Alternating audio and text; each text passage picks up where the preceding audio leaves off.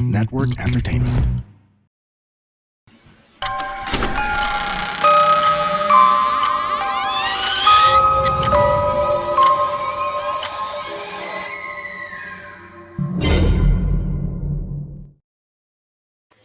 Ayun, good evening everyone. Good evening. Maraming salamat sa pag-aantay ulit sa bagong episode ng The Red Door Podcast PH. Yan, maraming salamat. Maraming salamat sa lahat ng sumusuporta. Mapa-Friday man na episode o Saturday na episode kung saan meron tayong ka-collab, eh nandyan pa rin sila at laging nanonood. Speaking of Yes. collab, para sa Saturday episode, abangan Para nyo. bukas. Oo, para bukas. Ito na. Abangan nyo yung episode bukas kasi iba to compared dun sa mga usual na napapanood nyo na episode namin. Oo. Kasi Ano bang pinagkaiba? nakita na nila to diba? Kung nasa GC man kayo or sa community kayo, I'm sure nakita nyo na yung teaser na nilabas namin tungkol dito. At Oo. makakasama namin yung Book of Bad Ideas. Tapos, bukod doon, magkasama din tayo dito. Nasa studio tayo ng The Pod Network. oo. Kaya yan, So, maraming salamat, The Pod Network. Tsaka syempre dun sa The Book of Bad Ideas kay Sir Steve tsaka Steve. kay Snix. Oo, yan, maraming salamat. And, bukod doon, abangan nyo rin yung episode kung saan kami naman yung nag-guest doon sa Book of Bad Ideas. Doon ako mas excited ako dun kaysa dun sa episode natin eh. Kaya nga, ako rin eh. Gusto ko nang makita kung ano ba yung kinalabasan ng ginawa natin. Pero, wag na muna siguro tayo magbigay ng details kung ano nga ba yung ginawa natin. Hayaan muna natin silang manghula or mag-isip kung ano nga bang ginawa natin. Ayan. Tsaka nga pala, before tayo mag-proceed, kung hindi pa kayo naka-follow sa Facebook and sa Instagram ng The Red Door Podcast PH, kung nasa YouTube ka, ayan, nagpa-flash sa baba. Follow nyo kami. Facebook and Instagram, pareha lang, The Red Door Podcast PH. Search nyo lang, lalabas agad yun. Nagpo-post kami doon regularly, hopefully. Simula ngayon, nagpo-post na kami regularly ng mga videos, ng mga updates namin kung may mga bago kaming episodes. Oo, tama. Kaya kapag may nakita kayong post doon sa may Facebook page, hindi sa may community sa may Facebook page, since naka-public naman yon, share nyo lang. Share nyo lang? Ayan, so ito na yung oras para magbasa tayo ng mga comments at shoutout sa mga previous episodes natin. Umpisahan ko na sa YouTube na mga comments to. Ito, matagal na tong nagpapa-shoutout, hindi natin nasabi. Pero na-shoutout na natin to dati eh. Si Malim 306. Sabi niya, mga titos, pa-shoutout, husband ko from Dubai, Rabea. Shoutout sa asawa mo, Malim na nasa Dubai, Rabea. Baka pwedeng magpasabay ng pabango. Tapos next is galing kay Ergo 9.6. Sign na yan mga tito para mag-ghost hunting kayo. Halloween special. Okay. Dahil yan doon sa recent episode natin nakasama si Anywhere TV. Ayun. Yung nga pala, shoutout nga pala kay Anywhere TV. Salamat. Antayin namin yung pagbalik mo dito sa Pilipinas. And hopefully makagawa kami ng content. Meron kaming gagawin ni Tito James next week. Sana magawan. Ay oo, kasi tuloy na yun eh. Nagpa-lista na tayo eh. Nagpabook kami. So ito, last? Yan yung tinutukoy mong nagpa-book tayo. Yan talaga yung bad idea. Oo. Ito, last na comment galing sa YouTube na babasahin ko is galing kay Reynald TV 7631. Napasubscribe ako bigla nang makita ko si Anywhere TV Adventures. Sana makapag-guest din. Pwede. Uy, ibig sabihin, ano rin siya? Ghost Hunter? Ghost Hunter din siya. Tingnan natin. Sige. Try namin Let's see. contact ka or sir, or kung may time ka or kung napapanood mo to, message mo kami sa page namin para mapag-usapan natin yan. Ayun, tama. Ako naman ay magbabasa ng mga comments dito sa ating Spotify channel. Galing kay you, Andre. Good evening, titos. Ano po masasabi nyo about doon sa Tad cult in Mindanao noong 2000? They call themselves bulletproof pero nung may nangyaring battle between them and Kafgu is pinaulanan sila ng bala. Oo, naalala ko yan kasi parang ano yan eh. Parang nabalita pa nga ata yan sa Magandang Gabi Bayan, kung tama ba yung pagkakatanda ko. Tapos parang syempre, since noong mga panahon na yan, hindi pa naman talaga masyadong mahigpit yung yung censorship sa TV. Pagkakatanda ko, parang makikita makikita na nagkatantaran ng bala. Correct me if I'm wrong, kasi alam niyo naman 100 years na ako nabubuhay, kaya yung memories ko sa utak ko na full na. Ano lang to 64 gig lang to Tapos sabi naman ni Bernard S. Obsiana, need nyo ulit mag-collab ng Cripsilog. Actually, need namin. Kasi never pa kaming nag-collab. Mga most listened podcast ko kayo, nabanggit ko na rin kayo sa mga vlog ko dati. Uy, maraming salamat, Bernard. And nabanggit mo kami sa mga vlog mo dati. Wait lang, ano ang channel mo? Kung ano man ang channel mo, or kung ano man yung, kung meron ka bang account, paki-comment sa episode na ito para masilip namin. Maraming salamat pala, maraming salamat. Nga pala, baka yung tinutukoy niya na collab with Cripsilog si Gideon lang. So, okay. Oo, tama. Hindi pa rin sa Cripsilog technically kasi dalawa yung sa Cripsilog. Parang 1/2 and 1/2 lang yun Kalahati. Isang itlog half lang. and half. Sino yung kasama mo? Yung Crip o yung Silog? Anyways, ayun na nga. Sabi ko nga, di ba, puno na yung memory ko. Kaya hindi ko na naalala. Sabi naman ni Tin, Yon, first, pa-shoutout mga tito. By Tin. Buti, nilagay niya na pronounce as Tin. Kasi, ang spelling nung Tin niya is Tine. Kung hindi niya nilagay ito, sasabihin ko Tine. Tine. Shoutout sa'yo, Tine. Ayun. And sakto, nalagpasan na natin yung mark. Panahon na or oras na para magkwentuhan tayo ng mga nakakatakot na stories. Ayan, ito na yung pinakahintay nyo. This time, sino ba mauna? Ako na una. Okay, sige. Kasi feeling ko maganda yung yung bala mo kaya ako na mauna. Ito ay submitted story sa aming official email address, which is ang The Red Door Podcast PH. Pero kung gusto nyo na yung story nyo is mabasa ng iba pang members ng community, pwede rin kayo mag-send ng stories doon sa aming community. So pag nabasa namin yan, i-approve lang namin yung post. Ayan, nakikita nyo dyan sa ibaba yung details. Kung gusto nyo naman na babasahin namin yung story nyo, send nyo sa email. Kung gusto nyo mababasa din ng iba and babasahin din namin, send nyo sa community. Magulo ba? Wala 64 gig lang Anyways, ito na. Good day mga titos. Avid listener po ako since season 1 nyo, and I want to share my scary and creepy story na naranasan ko kasama ang mga kaibigan ko sa tinutuluyan naming transient sa Baguio. Naku po, Baguio. Ang Baguio ang isang lugar na kino-consider kong maraming haunted places. Isa na dito ang Diplomat Hotel, yung White House, Laperal White House, na ngayon ay isa ng fine dining restaurant. Teachers Camp, Luwakan Road, di ba? Lahat yan, nasa Baguio yan. Kaya ang dami talaga haunted places sa Baguio, kaya hindi na ako nagtataka dito sa kwento mo. Sabi niya, it happens last December 2022. Mga panahon, di na ganun ka-strict because of COVID. Itago nyo na lang po ako sa name na Luke. So ganito po ang nangyari.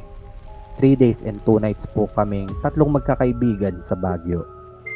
First time ko po at ng isa kong kaibigan sa Baguio, habang yung isa, si Rolly, is malapit lang doon dahil taga Ilocos po siya at nakakapunta na rin siya sa Baguio. So to make the long introduction short, nakarating kami ng Baguio ng 6 a.m. Since 11 p.m. ang naging biyahe namin at 12 p.m. pa kami sa transient namin, nagala-gala muna kami noon, at nung umabot na kami ng tanghali na, nakapasok na rin kami sa bahay na inupahan namin, which is yung transient namin. Nothing unusual, sakto lang yung feeling sa loob ng bahay.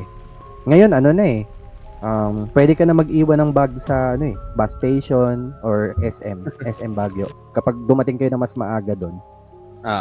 May baggage sila? Oo, magbabayad ka nga lang din. Kumbaga, parang yung area na yun dun sa may SM Baguio is 24 hours. So, kahit dumating ka na alas 3 ng madaling araw, ang check-in mo 12 p.m. pa, punta ka dun, iwanan mo yung bag mo. So ang bahay po pala is merong 3 kwarto. Pero that time, kami pa lang kaya na solo namin yung buong bahay. Pinakita rin sa amin ng may-ari yung mga kwarto kung saan namin gusto since 3 kami doon. Ang napili naming lugar ay 3 double deck para isa-isa kami. Tapos yung mga gamit namin ay sa taas namin ilalagay. Yung isang kwarto po kasi is pang family style na may malaking kama. Yung isa naman, 3 double deck din. Pero may takulob ng kumot yung isang double deck. Yung kwarto po, mga tito, na napili namin is sa tapat lang din ng pinaka main door. So after po nun, gawa po ng pagod sa paggagala at puyat sa biyahe, ay naisipan po muna naming matulog at magpahinga para sa gabi po kami gagala. Nakatulog po kami pero bigla po akong nagising dahil may naririnig po akong nagbukas ng doorknob mula doon sa main door. And after that, naririnig ko na rin na naglalakad sila doon sa loob ng hallway sa bahay.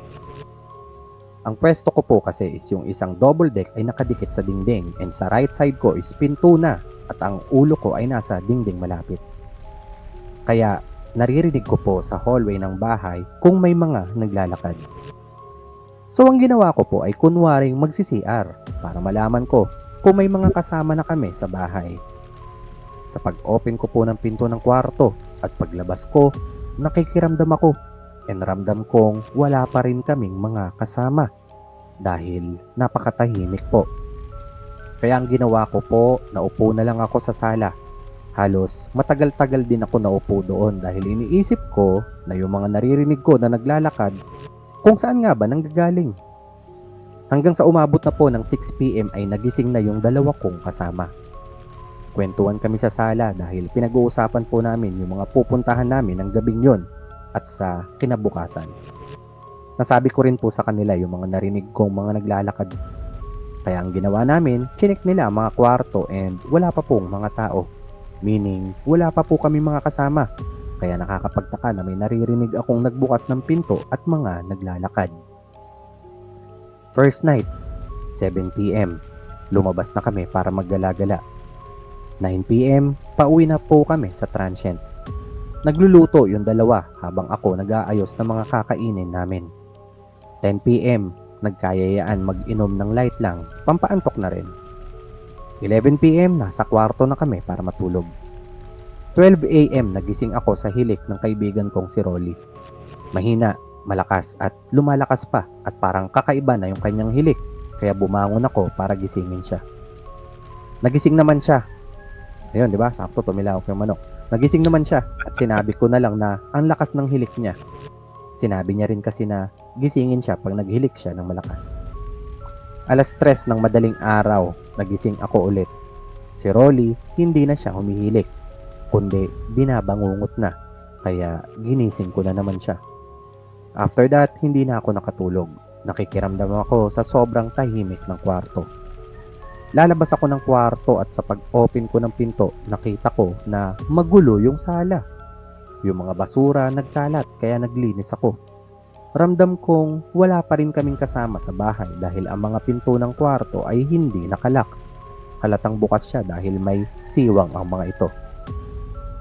Second day, 6 AM, nagising yung 2. Nagpe-prepare na kami ng agahan namin dahil gagala kami. Tahimik lang kami na kumakain na parang walang nangyari nung midnight na yon na hanggang sa natapos at gumala na kami. Second night, 6 PM, nakabalik ulit kami ng transient. May mga kasama na kami sa bahay, 6 na kabataan. Nandun sila sa katabi ng kwarto namin na sa pagbalik namin ay ang paglabas naman nila. Siguro, gagala. Nagluto at naghanda ulit ng mga kakainin namin. Mga pasado 9:00 ng gabi, nasa sala kami nagkukwentuhan. Lumabas ako ng bahay at tumayo sa terrace sa labas ng bintana. Sa labas may construction na ginagawa at kung titignan ko, nasa 3rd floor pala kami kasi akala ko nasa ground floor kami dahil nung unang pasok namin, buwaba kami ng ground floor. Wait lang, medyo nalito ako doon. Ilang oras bago mag 10:00 ng gabi, nasa loob na ulit kami sa may sala at narinig namin na may mga nagtatakbuhan sa labas ng bahay kasi may curfew po pala ng 10 PM. Ang pwesto po namin, nasa left ako ng kaibigan kong si Rolly at nasa right side niya yung isa. Habang si Rolly ay nasa likod niya yung bintana. Sa labas ng bintana na yon ay may dumaan. Para doon sa mga katabi naming bahay kaya parang doon sa mga katabi naming bahay kaya nakita ko yung mga dumadaan papunta doon sa mga bahay nila.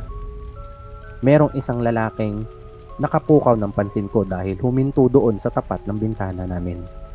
Napatingin ako sa kanya. Ang itsura niya ay isang lalaking may sugat sa left side ng pisngi. Malaking sugat na medyo may dugo at namumulang mata. Nakapulang damit siya at ang kabilang balikat niya ay punit yung manggas.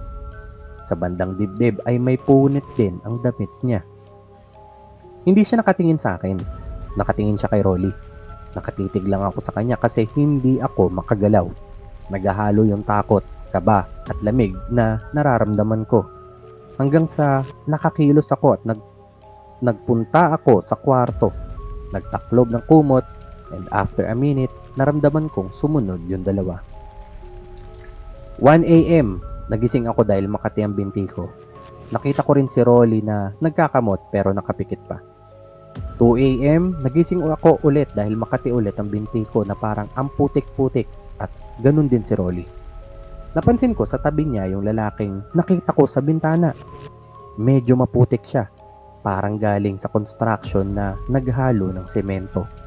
Nakatingin lang siya kay Rolly habang nakahiga kaya tinatapik ko itong si Rolly para magising. At nung nagising siya, hindi ko na rin nakita yung lalaki. Kumbaga parang nawala.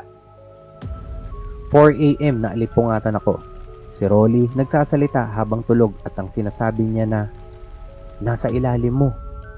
Kaya ang ginawa ko, gumapang ako palapit sa higaan niya since magkatabi lang naman kami at ginigising siya. Nung nagising siya, tinanong ko siya kung sino yung nasa ilalim na sinasabi niya. Sabi niya ay hindi niya alam. Hindi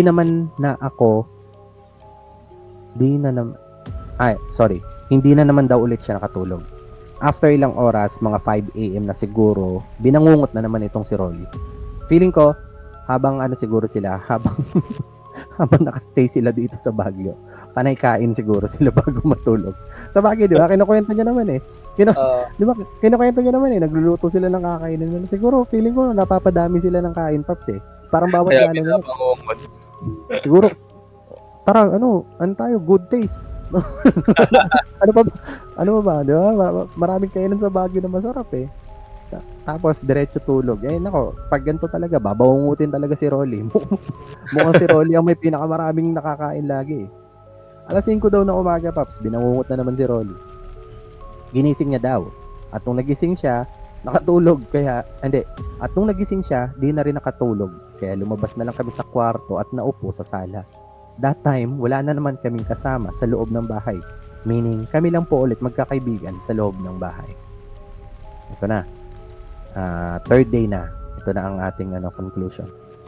7 a.m. Nagpe-prepare na kami para kumain. O, di ba? Tama nga ako. Kain na naman. Kain na naman. So, ibig sabihin, nakikita na natin or alam na natin kung ano yung reason kung bakit nababangungot si Rolly. Pinabangungot. Kasi parang sa bawat moment na yun ay lagi silang kumakain. 7 a.m. nag-prepare na kami para kumain at mag-ayos dahil uuwi na rin kami nung araw na iyon. Nag-CR ako. Pagkapasok ko ng CR, ang putik. Lumabas ako at nagtanong kung sino yung nag-CR na maraming putik. Wala daw. Hindi pa sila nag-CR kaya binuhusan at nilinis ko na lang. Maya-maya yung kaibigan ko na namang si Rolly ang nag-CR. Eto, pag binangungot pa siya sa CR, nako, ayoko na talaga. Pagpasok niya, lumabas agad siya kasi ang sabi niya, ang putik daw. Kaya nagtaka ako at tinignan namin ang CR. Ang putik talaga. Kaya nilinis na lang ulit ng kaibigan ko yung CR. Yung CR daw kasi nila, Paps, ay parang common. Kumbaga lahat siguro ng mga tao sa may transient house is sharing. Ito na, Paps. After nun, kumain at nag-asikaso na lang po kami para sa pag-uwi. Kumain ulit sila. Kumain na naman. Kumain ulit. 10 a.m. paalis na po kami ng transient papunta po sa Mirador that time. Habang naglalakad po kami, meron akong naamoy na mabaho po. Masangsang po, parang amoy laman loob. Ang lakad po namin ay nauuna yung dalawa. Ako, nasa likod lang nila nakasunod. That time, masama po yung pakiramdam ko. Nung paakyat na po kami sa Mirador, nakita ko na naman po yung lalaki na nakita ko sa bintana nung gabi na yun. Malapit kay Rolly. Sinusundan niya kami. Kung nasaan man si Rolly, nandun din yung lalaki. 12 p.m. malapit na po kami sa terminal ng bus. Sa paglalakad namin, huminto po ako at nagsuka-suka. Hinintuan ako ng taxi na nakakita sa akin at binigyan ng tubig dahil naiwan na po ako noon ng dalawa kong kaibigan. Sa terminal, habang nabili ng ticket si Rolly, nakita ko po doon sa hagdan yung lalaki na yon. Nakatingin lang siya kay Rolly hanggang sa pag-alis ng bus. Sa biyahe, hindi ko na po siya nakita and doon ko na kinuwento kay Rolly lahat. Since siya ang katabi ko sa bus. In the end, safe naman po kami na nakauwi. Yun lang po at maraming salamat. God bless to Red Door Podcast. Yun. Maraming salamat. Nakalimutan ko na tuloy kung sino yung nag-send ng story. Si Luke pala. Maraming salamat, Luke, sa pag-send ng inyong story ni Rolly. Ay, hindi. Wait Pero lang. alam Pops. mo, ano, Wait lang, may PS. may PS? O go. Oh, may PS. Pag uwi namin ay kumain ulit kami ni Rolly. Hindi. Hindi, wala. Pero Paps, alam mo, nag-Baguio din ako dati. Meron din ako na-experience. Kasi hindi ko na sasabihin ko sino kasama ko. Pero nag-Baguio kami dati. Kasi hindi naman yun yung part ng experience. Part lang siya ng experience. Pero pero andun, nasa Baguio kami. Transient house din. Kumuha kami ng transient house. Kasi normally pag transient house, buong bahay yung uupahan mo eh. So yun, dalawa lang kami. Ang kinuha namin, transient house, pero kasi may sala, tapos may 2 kwarto, kusina, tapos parang may parking area. Tapos may dirty kitchen sa likod na may pintuan na, alam mo yung pintuan na may screen? Oo, yung dati yung usong-uso. Oo. Yung kahit bitawan mo yung mabagal yung sara. Ayan, habang nandun kami, nag-decide kami na ayaw namin sa kwarto matulog. So ang ginawa namin, nilabas namin yung kutsyon, nilagay namin sa sala. Tapos yun, habang nasa sala, doon kami natulog sa sala. Tapos, hindi ko alam kung pang ilang gabi yun, pangalawang gabi ata namin doon. Nakatulog kami, di ba? Kasi pagod sa biyahe, tsaka sa mga pinuntahan. Kumain kayo, kumain muna. Kumain, oo. Oo, kumain kami. Tapos, nakatulog kami. Pero hindi naman yung natulog kami nakakakain lang. Parang ganun nga, no? Hindi, pero yun, nakatulog kami. Tapos, sa gitna ng tulog ko, hindi ko maalala kung sleep paralysis ba yung nangyari o binangungot ako. Pero ang nangyari, nandun pa rin ako sa kung saan kami nakahiga. Tapos, sa panaginip ko o sa sleep paralysis na yun, parang alam mo yun, nakahiga ako, tapos gumanon ako, tiningnan ko yung pinto. Yung screen, yung may screen na pinto. Tapos, may naririnig ako na parang hindi siya naglalakad eh. Para, alam mo yung ganun na tunog. May ganun ako naririnig. Parang grounded na Oo, parang grounded. Tapos pagtingin ko, may dumadaan-daan na anino doon sa may screen. So ako parang, ano yun? Tapos, parang hindi ko na ata maalala kung ano yung continuation ng panaginip ko pagising ko. Pero naalala ko yung mga detalye lang na yun. Tapos, sinabi ko doon sa kasama ko, ganun din daw yung panaginip niya. Yun yung mga nakakatakot no? Nakripihan ako. Medyo iba lang ng detalye, pero yung isang parehang detalye, may dumadaan doon sa doon sa may screen na, parang, di ba, pinto, doon sa likod, may dumadaan. Parang yung double dream nga na napag-usapan natin nakaraan, pero sa 2 tao nangyari. So parang iniisip ko, ano ba yun? Panaginip ba yun o totoong nangyari? So parang yun, Mm. doon ako na napaisip nun. Pero alam ko na panaginip yun. So yun, Grabe, no? kwento ko na kinikilabutan pa rin ako. Ako rin eh. Na goosebumps ako eh kasi na ano ko dun sa may nung kinuwent. Tsaka parang na-imagine ko, tapos biglang may Oo. kasi laging ganun eh. Laging pag na-sleep paralysis ka, laging Ah. weird yung panaginip mo eh. Oo, ang Diba? weird. Pero hindi ko kasi maalala na yung parang hindi ako makagalaw eh. Kasi nakaganon pa ako eh. Tumingin ako eh. Sa habang nakahiga eh. So, ewan ko, baka panaginip siya o ewan. Hindi ko alam kung meron ba talagang weird na mga... Feeling ko, lalo na yung Baguio, kilala sa ganyan eh. Or baka meron ding ano kasi, meron ding ano ba tawag dyan? Hindi ko alam kung bago ka lang ba sa isang lugar. Ano Kasi parang parang- namamahay? Hindi ko rin alam. Kasi 'di ba yung kinuwento ko na na sleep paralysis din ako nung 'di ba? Nung episode natin kay Apple. Ah.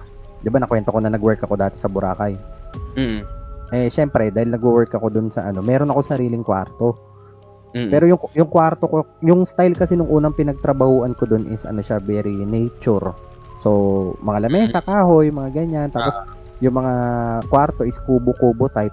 Yung kwarto ko, yung pinaka-kwarto ko na malaki, may nakalusot na isang puno. Ay, parang nakwento mo sa akin nga. Oo, di ba? Nakwento mo yan. Oo, may nakalusot na isang puno. So, parang hindi tinanggal yung puno, tinayuan lang ng, sabihin natin parang tree house. Di ba yung unang ano ko doon, unang tulog ko doon, unang pahinga ko doon, na sleep paralysis ako agad. Na, ang sobrang weird niya, na ang pakiramdam ko habang nananaginip ako, lumilipad ako. Lumulutang. Tapos dumudura-dura pa ako ng apoy. Yun nga, di ba? Sobrang weird eh. Tapos biglang tapos biglang may nagsalita. May narinig ako nagsalita, Paps. Ang sabi niya sa akin, paano ka nakakalipad? Diyos ka ba?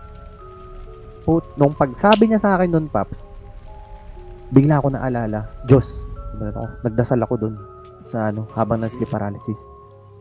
Talaga ako, parang Lord, tapos from ganun, parang from feeling na lumilipad, bigla akong parang nahulog. Yun na yung gising ko.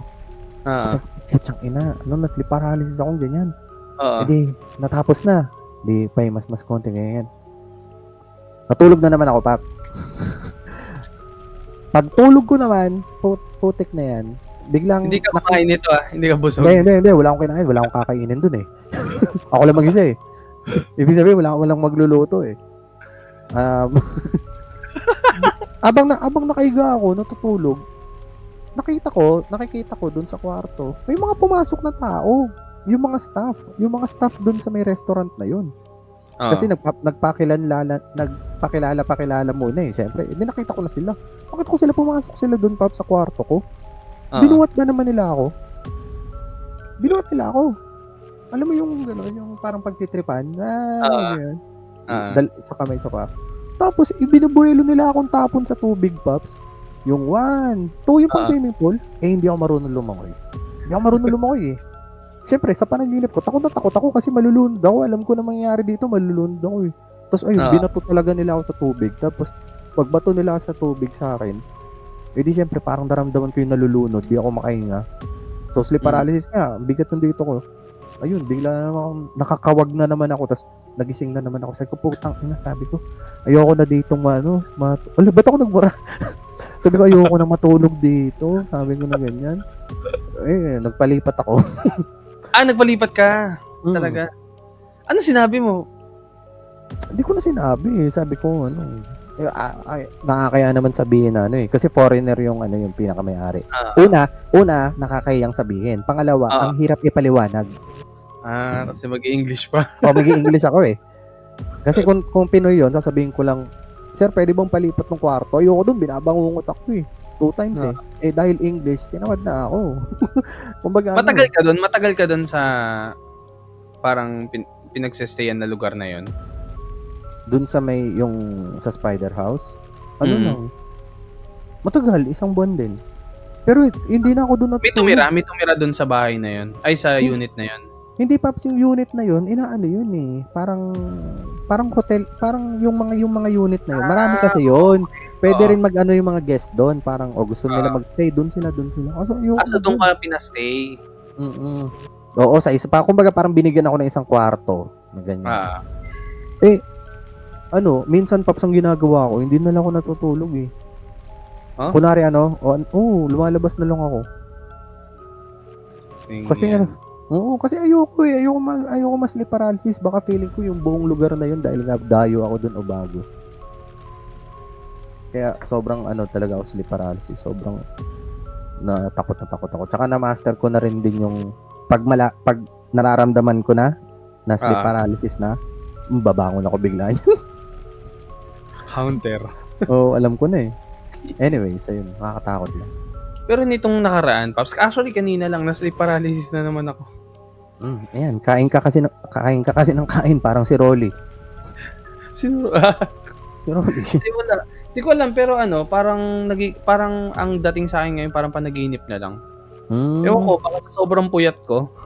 Tinamad ka ng paralysis, parang ano ba yan?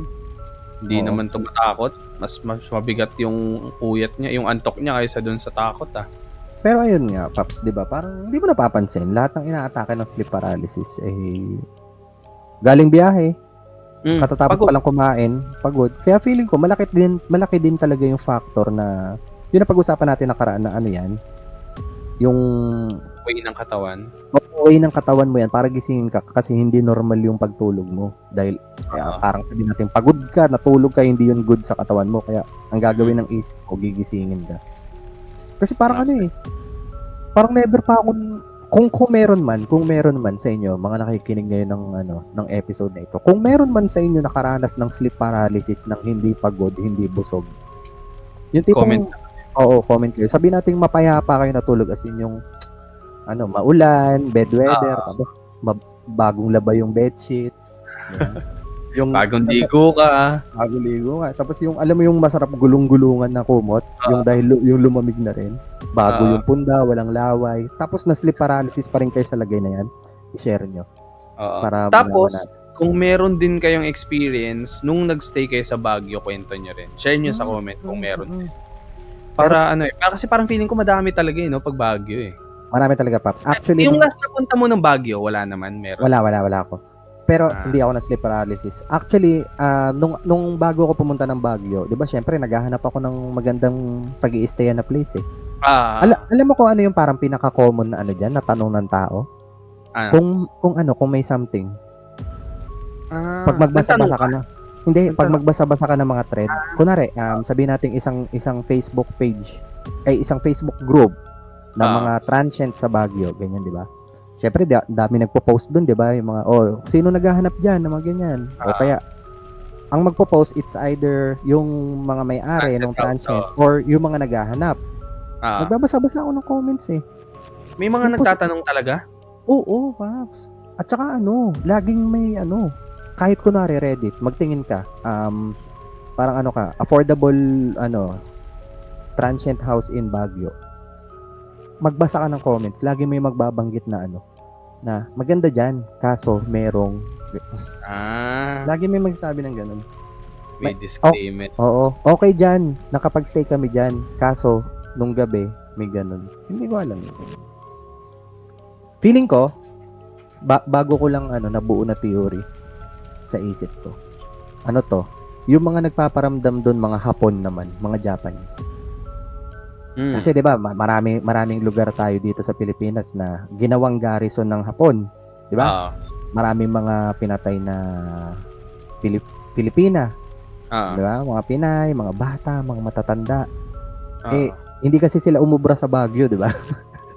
Sila yung inubos doon 'di ba? Sila yung mga headhunter, sila yung doon Feeling ko yung mga yan. Na ba yung The Time That Remains? Hindi pa. Ang ganda nung kasi pinakita doon yung part na sinugod ng mga ng mga dayuhan yung Baguio. Tapos pala yon, mga Ifugao ba tawag doon? Oo. Yun yung mga kaya hindi nakaakyat yung mga doon. Hindi sila nakapalag? Hindi nakapalag. Ang ganda, Paps, kasi may pinaghalo nila yung history tsaka yung tungkol dun sa kung anumang monster yung nandun. Ay, siya, may papanoorin ko na yan pag mga ganyan yung mga gusto Pero ko. ano lang ano siya, love story siya. Hindi, okay Love lang. story siya. Hindi Pero naman kasi, hindi ka makukulangan sa kwento. Okay yung kwento. okay lang din naman din kasi ako manood ng love story. Basta may kakaibang atake. Kasi yung City of Angels nga, pinanood ko yun eh. Kasi ang ganda nung, ang ganda nung plot, di ba? Love story, oo. Pero, Ako alam ko, ang ganda nung kanta. Pero hindi ko pa napapanood yan. Hindi ko pa Ayos napapanood. Go Dance, ay panoorin mo yun. Oo. Hindi pa. Hindi siya yung rom-com na kilig-gilig. Hindi ganun. Mas seryoso atake. Hindi masyadong ganun. Pero syempre ang natatabunan kasi nung plot niya na angel siya, tapos na in love siya dun sa binabantayan niya. Ang ganda nung ang ganda nung visualization dun sa mga angel, hindi yung normal na naka-white, 'di ba? Mga naka-black sila dun. Tapos iba.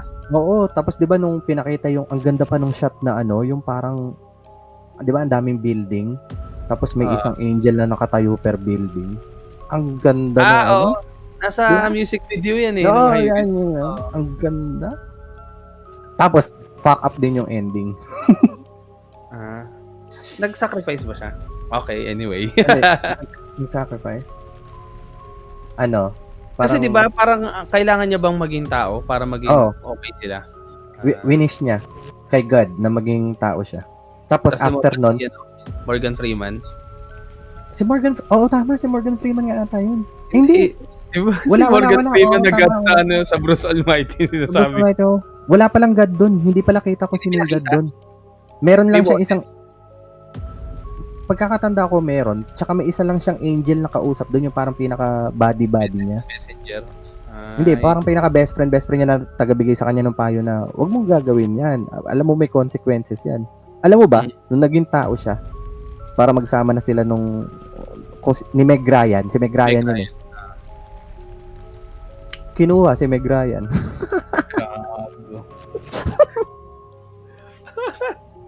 GG.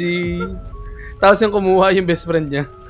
Hindi, putik, parang Hindi siguro si God, hindi ko alam eh. Parang, siya eh, parang open-ended na parang, alam mo yun, sinakrifice mo lahat, parang tapos ganun. Kaya pala sinasabihan siya nung kabady-body niya na alam mo yun, may mga consequences yan na wala siya pakialam, nahulog na talaga siya. Pero maganda yun. Ganun yung mga magagandang kwento, yung mga may Panoorin ko nga. Ayun. Ito, may babasahin ako na kwento. Siguro babasahin ko muna yung kwento to na galing kay may pangalan ba dito? Pero ito yung tungkol dun sa bakery. Yan, ito. Oo, yung comment dun sa bakery. Comment sa bakery to. Hi Tito Ian and Tito Jamesu. Share ko lang yung experience ko way back 2021. Baker ako sa isang bakery sa SM. Di ko na po sasabihin kung saang branch. Umaga to nangyari, bali sa production area 4 kami. Hindi, akala ko ang sasabihin niya, hindi ko na po sasabihin kung anong bakery. Pag sinabi namang bakery sa SM, isa lang yan. Isa lang ba o dalawa? French? Oo, yun lang. Oo nga, no? Parang yun lang, di ba? Wala. Depende kung may branch ng Julie's. Oo, wala eh. Pero baker eh. Anyway, ayan. Nangyari to sa production area. 4 kami. 3 na babae, then ako. Tapos isang cashier sa labas para mag-display ng mga bagong luto na breads. Di pa po bukas yung mall nito. Ngayon, nagchichismisan kami nung cashier. What the hell? Ano nangyari sa akin? Nagchichismisan kami nung cashier sa entrance ng store about sa mga ka-workmates. All of a sudden, yung pinto ng fridge na lalagyan ng mga cheesecake is nagbubukas-sara. Yung tunog yung parang pinaglalaroan yung ref. Ayun, akala namin may nakikinig sa pinag-uusapan namin kaya natigilan kami. Tapos nung papasok na ako sa production, nakita ko yung isang kasama ko na chef na nakaupo dun sa harap ng fridge. Kaya sa isip ko, siya na nga yung nagbubukas-sara sa mga yon. Nasabi ko pa, naririnig niya kaya yung pinag-uusapan namin?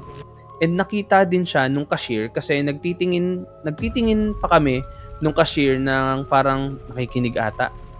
Ngayon, nung pagpasok ko sa kitchen, kasama ko yung cashier kasi kukuha na siya ng tinapay, kumpleto yung 3 babae na kasama ko. Hindi naman pwedeng inunahan niya kami pagpasok, isa lang naman yung pinto papasok sa kitchen. Doon na nagkatakutan at sinabi nga nila na meron talaga sa store na yon and madalas daw talagang may nanggagaya. Yan yung unang experience ko. So parang ang nangyari is nakita nila na nakaupo yung chef na sinasabi nila tapos pagbalik nila andun pala sa isang lugar yung chef. So yun. 3 times po ako na may na-experience in a span of 3 years na nag-work ako doon. Yung second instance, maaga po ako pumasok kasi marami po ang salang. Mother's Day ata noon. Normal schedule ko po kasi noon is 7 a.m. to 5 p.m. This time, mga 5:30 a.m. po, andun na ako kasi maraming papaalsahin na tinapay. Ngayon, nung nandun na ako sa store, binuksan ko yung roll-up, then nagsindi ng ilaw sa labas, kung saan nakadisplay yung mga tinapay at nagbabayad yung mga customers. Then pumasok na po ako sa kitchen. Same lang, sinindihan ko po yung ilaw sa kitchen and ito na po. Bali yung switch po kasi ng ilaw sa kitchen, locker, and stockroom hiwalay. Yung switch sa stockroom nasa loob mismo ng stockroom. Bali katabi ng pinto. Nung bubuksan ko na po yung ilaw sa stockroom, may batang babae na dumungaw. All black, parang anino siya na 3D, tapos hindi mo makita kung ano yung muka. Pero alam ko na babae siya kasi lumaglag yung maiksi niyang buhok nung pagdungaw niya. Yung mas nakakatakot pa po doon hindi siya yung nagpapakita, then mawawala. Parang ano yan, no? Yung shadow people. Ganyan yung itsura siguro. Parang silhouette lang yung nakita niya na pagsilip. Nakita niya pa yung short hair. Yun na, mukhang na ano ka na. Nasamid ako Anyway, ayun. Nasamid ako. Kasi nasa gitna na ang kwento So nasamid ako. Ayun. Yung pagpapakita niya is yung hindi yung simpleng magpapakita tapos mawawala. Nakipagtitigan pa siya, mga 3 seconds. Tapos, sa loob ng 3 seconds na yon, ako na yung nag-adjust at tumakbo pa palabas. Ngayon, ginawa ko, pinalamig ko ulit yung mga papaalsahin, tsaka ako naghintay ng kasama. Tapos, yun na yung second na instance. Yung pangatlong instance naman, January 1 nangyaring kwento. Umaga. Hindi pa rin bukas yung store. Bago pa po yung araw na yon is nag-usap-usap na po kami na magdadala ng mga pagkain kasi nga New Year. May mga dala naman lahat. Bali 4 din kami dito kaso wala yung isang girl. Kaya yung nag-relieve yung bakal. Yung LGBT na person in charge sa kabilang store. Ngayon, habang nasa oven yung mga tinapay, nilabas na namin yung mga dalang pagkain. Ako na yung unang kumain kasi may mga ginagawa sila sa kanya-kanya nilang station at yung person in charge namin is nasa labas. Chinecheck niya yung mga nakaraang sales para malaman namin kung magdadagdag ba o magbabawas ng lulutuin. Ito na. Habang kumakain ako napansin ko na may nakatayo sa harap ng mga stante kung saan dinidisplay yung mga tinapay. Bali cashier namin siya. Nakilala ko agad kasi ilan lang naman yung cashier namin that time kahit sa likod lang alam mo na kung sino. Tawagin na lang natin siyang Grace. Ang nakakapagtaka lang nung tinitigan ko siya is nakatayo lang talaga siya. Inisip ko na lang na baka may malalim na iniisip. Bali mga tito, yung stante kung saan siya nakatayo is kaharap ng counter kung nasaan yung person in charge namin. Kasi andun yung mga computer. Ngayon, ako na kumakain mag-aaya kasi nga nakakahiya naman kung ako lang. Una kong niyaya yung cashier na nakatayo pero hindi ako kinikibo kaya sumigaw ako, sabi ko, "Sir, dumungaw yung person in charge." Sabay sagot ng "Kain na kayo dito. Baka maubos yung carbonara. Yayain mo na din si Grace." Tinuro ko pa si Grace gamit yung tinidor na hawak ko. Very Pinoy. Oo. Pagkatapos nun is bigla na lang nagtatatakbo papasok sa kitchen yung person in charge namin at nanginginig niyang sinabi, magbubuko bad ideas ba ako dito? Bakla! Walang tao sa labas! Ako lang andon! FYI, hindi po ako Becky. Tawag niya sa lahat yon. Yun na nga po, wala pa daw yung cashier sa harap at hindi si Grace yung opening cashier sa araw na yon. Pagdungaw ko ulit, wala na yung nakatayo sa harap ng istante pero bukas yung takip no nag-iisang lalagyan ng tinapay kung saan nakatayo yung kung anumang nilalang na yon. So, yun lang. Yun doon na natapos yung kwento niya. So, Maraming salamat sa kwento mo. Ang tanong, no, bakit kaya magkakaroon ng multo sa isang mall? Molto. Multo. Hindi, bakit kaya? Tapos nandun pa siya sa bakery. Pero nakapagtaka is lahat ng experience niya is doppelganger.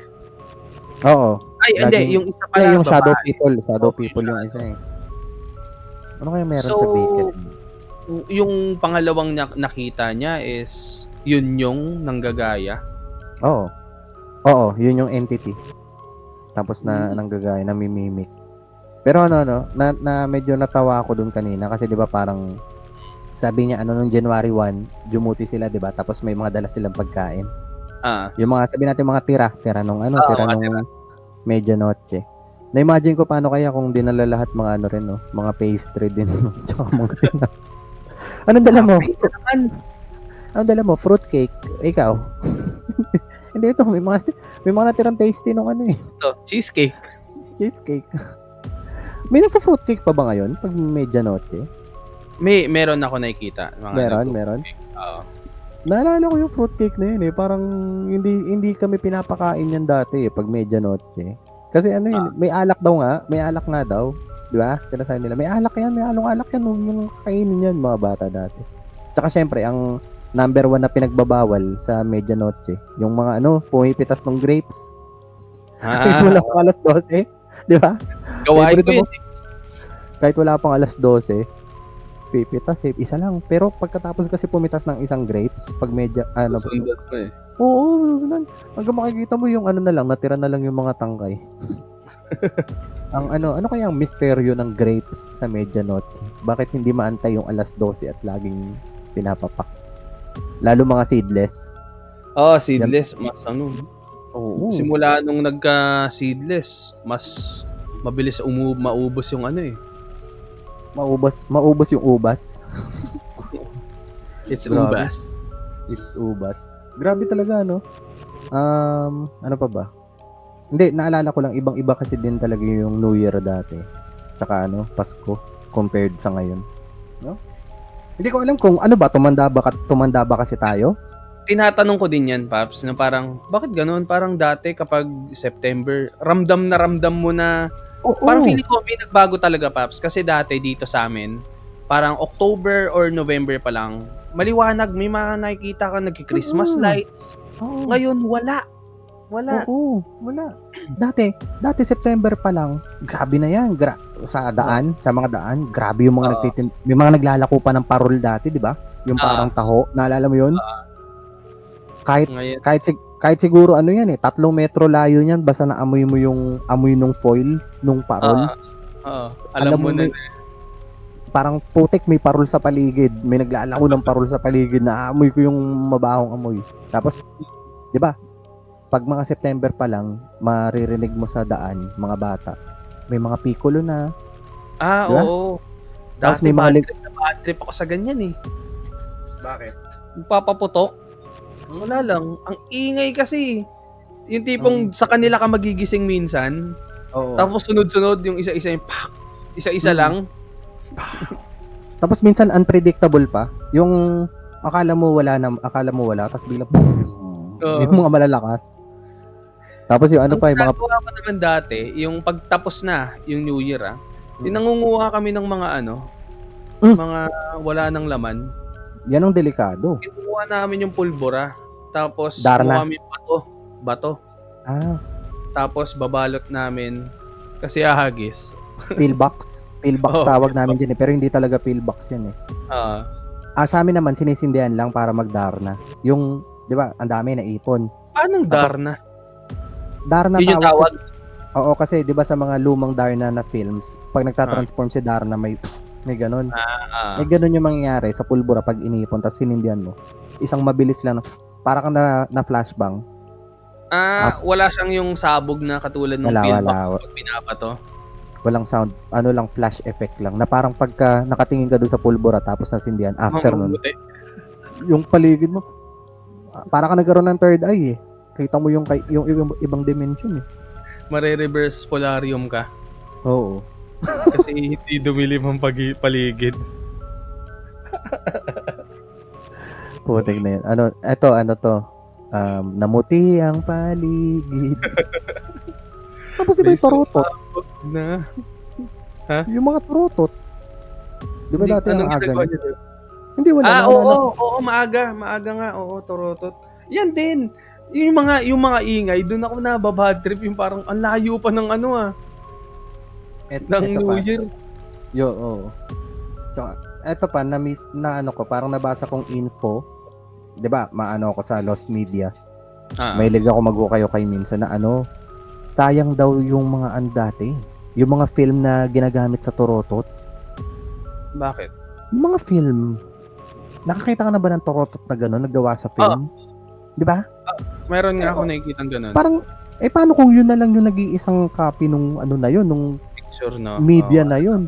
Tapos ginamit na sa turotot, di wala na. Di ba? Tapos yung ano pa, naalala ko yung, di ba nakwento mo kanina na dumadampot-dampot kayo ng mga lumang 5-star? Grabe pala yan, Paps. Ang dami pala na biktima niyan. Oo, Dati. Paps, kaya kami tumigil dati. Kasi di ba nauso yung mga ads. Yung, Oo. Yung mga, grabe isipin mo, Paps, dati pinapalabas yun sa sa TV. oo. Kasi nga, yung time na yun, hindi pa mahigpit yung censorship. Yung ipapakita talaga yung mga Oo, alam mo, yung pinaka-memorable sa akin, yung dito. Yung wakwak yun dito. Tapos, buo pa. Ginaganon-ganon. Tapos yung litid, nakikita mo na gumagalaw. Oo. Yung litid. Kung iisipin mo, no, ano yung chance na gawin nila ngayon yun? Wala. Wala. Pero Oo, kasi, Dati pinapakita wala. talaga, no? Yung mga paputok. Naku, kung Grabe. nakita nyo yun, guys, lalo na yung mga Gen Z dito. Mm. Dati, kung ano yung itsura ng mga naputukan, ano pa yun? Commercial pa yun, dati. Ngayon, iba yung naputukan na nakikita nyo eh. Oh, dati iba yung sa amin. Ang hirap tignan. Ano pala kasi yan, no, Paps? Para matabunan yung naputokan na topic na yan. Ang nangyayari pala diyan, kasi 'di ba yung iba tinatimeran. Alam mo yung 5-star. 'Di ba may week. mitya yan. May week o mitya. Ang gagawin pag-iwaiwalayin para may timer. Timer Paano tawag ng yan. strand nila? 'Di ba nakaganyan, parang rope, maraming strand na nakapulupot. Ang gagawin hihibla-hiblahin. Pag-iwaiwalayin. Diwaiwalay. Ang tendency, ang purpose kasi niyan, para kung masindihan man, mabagal. Mabagal mauubos. Kasi kung ganun, kung sama-sama, isa lang masindihan mo. Isa lang, Isang at least 'yun matagal. May may delay time. Kumbaga, may timer. Kaya tinawag nga namin na timer. Anong nangyari pala diyan, Paps? May sinturon ni Judas, 'di ba? Mahaba. Tatapos na, wala nang sumabog, wala nang pumutok. Wala nang pumutok. So ibig sabihin safe na lapitan. Minsan pala may naliligaw na isa na mayroong kaunting baga. Ngayon, iisipin patay na, wala na, pero pag humangin, yung nag-iisang na yun, ember flame na yun, putik na yan. Tapos sakto madadampot. Magiging commercial ka talaga. Ayun, commercial. Hindi na muntik ka na maging kwento. Ito muntik ka na maging commercial. Tsaka isa pa yung Biko, kaya pangit daw na naghahanda ng Biko sa New Year. Bakit? Hindi yung taga Pasig idol yun, yung si Mayor Biko, hindi yun. Yung Biko na malagkit. Kasi may tendency nung lito. May tendency nung lito. Ano yun? At saka yung pag nagpapaputok tas kumain ng Biko, malagkit yun, di ba? Dumidikit? Oo, yung akala na iba to na. Nakatik. Ang ganda nun, Paps, no? Tinimeran. Tapos, sinindihan, di ba? Binato. Tapos, ba't hindi sumasabog? Masama dun, Paps, pagbatong ganyan, gumanon. Oo, yun. Yan pala, ano, malala pa rin. Tapos sabi niya, ba't, ang layo ko binato pero parang ang lapit nung ano. Rinig ko sa tenga ko.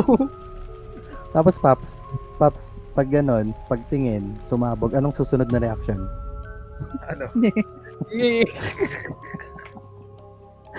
Nye, tapos sunog yung ano, sunog yung mukha. Tapos yung buhok ganun-ganun, tayo-tayo. Naging commercial talaga siya.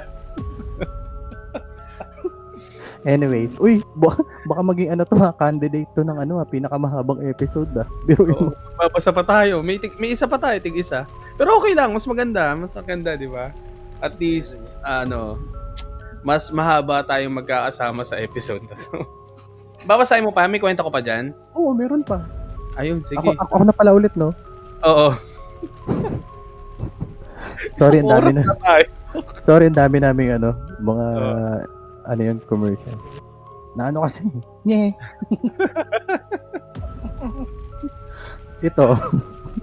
Ito galing to sa ating Facebook friendly page, ang Spotify. Ang title ng story ay Bantay, Dalawang Lalaki. Hello, Bantay, Spotify. Dalawang Lalaki? Oo, Bantay, Tuldok-Tuldok, Dalawang Lalaki. Oh. Anong tawag dito? Anong tawag dito? Saan sa? Ay, nakikita mo ba ako? Ito? Oo. Anong tawag dyan? Peace. Hindi. Anong tawag sa ano na to? Sa mark na to, di ba? Period, comma. Hindi, ito. Dalawang tuldok. Colon? Colon ba to? Okay. Oh, mahilig ako dyan, di ba? Pabango, colon. Pabango, colon. Ano ko parang, di ba sabi ko nga, puno na yung memory na nakakalimutan ko na minsan. Basta ang hindi ko lang nakakalimutan pagdating sa mga punctuation marks is pag may period, walang kama. Paano ulit? Pag may period, walang kama. Pag may period, walang kama. Di ba? Kayo, kung matibay yung sikmura nyo, pwede naman.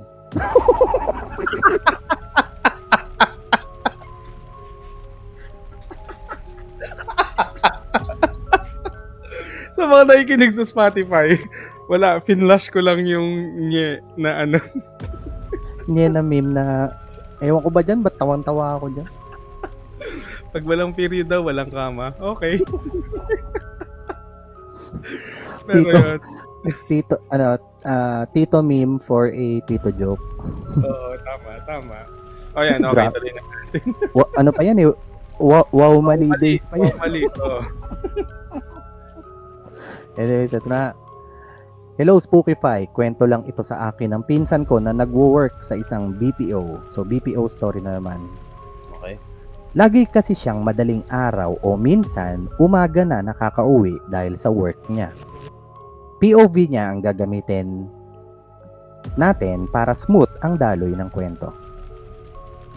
Ako si Rima, isa akong employee sa isang company na aking pinapasukan. Halos araw-araw ay madaling araw na akong nakakauwi sa tinutuluyan kong apartment. Madalas kasing napupunta ako sa night shift kaya mga 7 p.m. hanggang 12 a.m. ang pasok ko every time na night shift kaya no choice. Pagkatapos ng trabaho at ng mga gawain ko sa office ay nililigpit ko ang mga natitirang gamit at itinatabi. Kasabay ko ang mga katrabaho ko palabas ng company building pero iba ang daan nila pa uwi. Kaya mag-isa lang akong sumasakay ng jeep. Halos lahat ng nakasakay ko sa jeep ay inaantok. Siyempre, graveyard shift na naman. Naidlip ako at nagising ako sakto sa bababaan ko rito sa kanto. Papasok na ito sa aming barangay. Alauna 27 ng wait lang alauna 27. Siguro ano to? Siguro hindi kasi nakalagay 1:27 PM Pero ina-analyze ko kasi dahil ang shift niya is 7 p.m. to 12 a.m. Siguro nagkamali lang, pero feeling ko ano to, 1:27 to ng madaling araw. AM, hindi to PM. Tinignan niya daw yung relos niya. Sanay naman na daw siya na ganito umuwi yung madilim na. Dumiretso ako sa pila ng tricycle pero wala namang mga pumapasada. Masyadong na late ang pag-out ko kaya inabot ako ng ganitong oras na malimit na ang mga tricycle. Dahil wala na akong masakyan, naisipan ko na lang na maglakad papasok sa barangay kung saan nasa dulo ang apartment na inuupahan ko. Malamig ang yapos ng hangin at medyo creepy dahil ako lang ang mag-isang naglalakad dito sa kahabaan ng street. Dire-diretso lang ako sa paglalakad nang may makita akong dalawang lalaki na nakatayo sa poste. Napatigil ako at napatitig kung saan sila nakatayo at tila may hinihintay. Aninag ko ang pinaglalaro ang kutsilyo ng isa sa mga ito. Nanginig ang mga kamay ko sa takot at napanganga. Napanganga.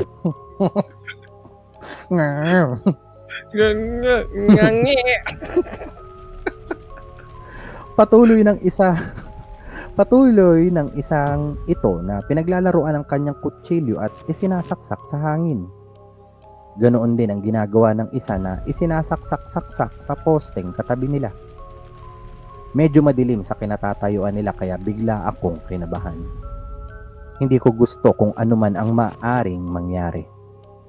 Pumikit ako at taimtim na nagdasal saka ipinagpatuloy ko ang paglalakad. Panginoon ko, huwag niyo po akong pababayaan ngayon. Kung ano man ang maaring mangyari, sana'y huwag niyo pa rin akong pababayaan. Gabayan niyo po ako at tulungan sa maaring mangyari sa akin ngayon. Protektahan niyo po ako sa mga taong ngayon ay dahilan ng pagkatakot ko. Nakaramdam ako ng paglamig ng simoy ng hangin dahilan para tumaas ang balahibo ko. Hindi ko alam pero bigla akong kinilabutan. Tila ba mas lalong lumamig ang paligid. Patuloy pa rin ako sa pagdadasal at nangangatog ang tuhod na naglalakad sa dilim. Napapikit ako at patuloy na nagdadasal hanggang sa matapat ako sa dalawang lalaki na nakatitig sa akin ngayon. Hawak pa rin nila ang kutsilyo nila kaya sobrang bilis na ng kabog ng dibdib ko. Alam kong naaaninag nila ang muka dahil sa ilaw sa daanan na patuloy na nilalakaran ko. Takot na takot man ay patuloy akong nagdasal at nagmadali sa paglalakad. Hanggang sa nalagpasan ko sila. Laking pasasalamat ko sa Diyos at hindi ako nasaktan.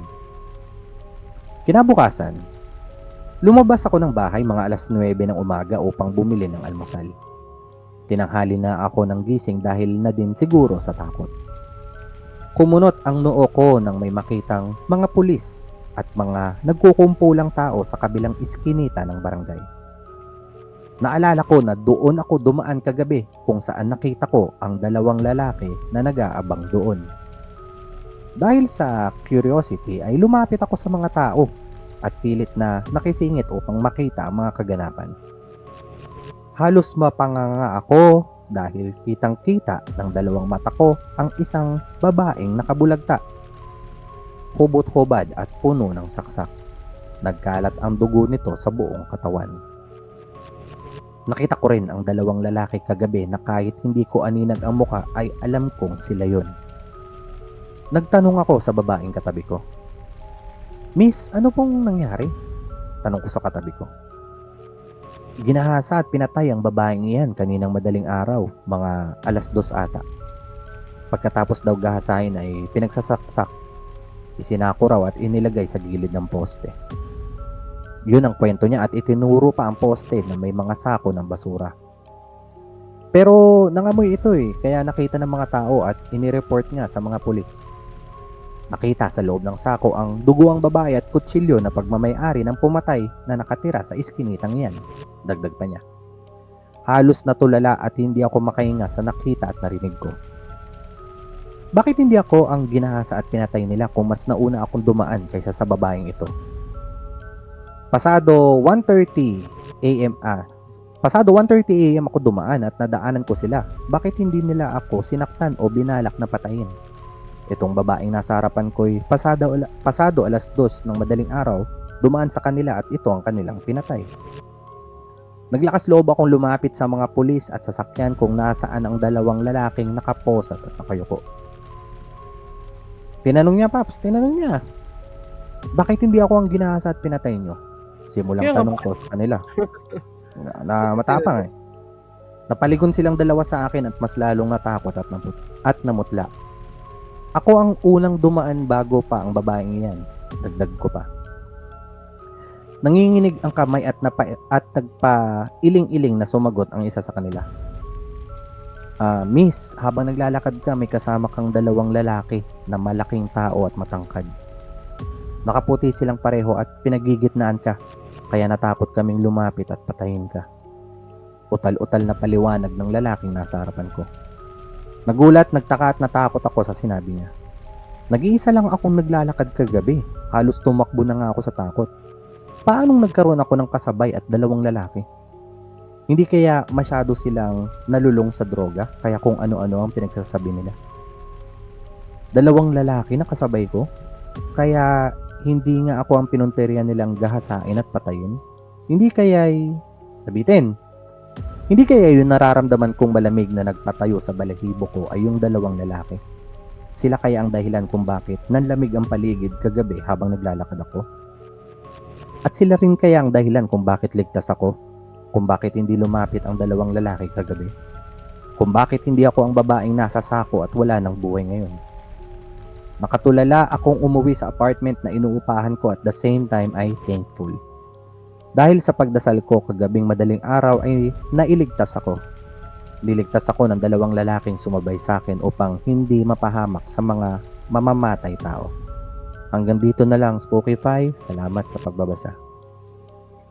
Fiction! Fiction! Fiction! Biro lang. Biro lang. Hindi, Saan kasi... Saan yung pumatay? Hindi, doon, di ba? May crime scene, di ba? Crime scene, so may babae, tas may mga pulis, may mga tao. Andun na rin daw. Yung Nahuli na dalawang mismo. suspect. Oo, nahuli na rin yung dalawang suspect. Pero, kung... daming butas no? Oo. Nung kwento hindi yung dun sa may saksakan. Yung sa